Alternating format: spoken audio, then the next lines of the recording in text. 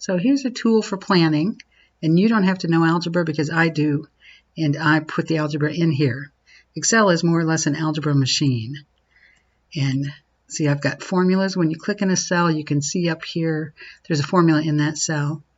And this is a tool for planning. How can you have a certain amount of money that you want in a fixed number of years from now? So you have to just enter some numbers. The average interest rate, I'm guessing I can average 5%. And I want over 10 years. And so what is my goal for 10 years from now? Well, 10 years from now, I want $100,000. Let's see if that's possible.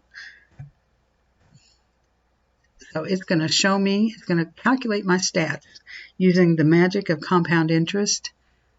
I'm going to see how my stamina increases. So how can I save money?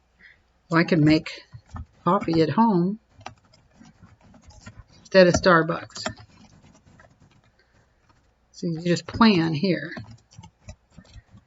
And now I go to Starbucks every day. So I'm going to choose daily. I'm going to make coffee at home every day. And that's going to save me $12 a day. Over 10 years, that's $56,000, almost $57,000. And it increases my stamina. I'm 57% of the way just from not going to Starbucks.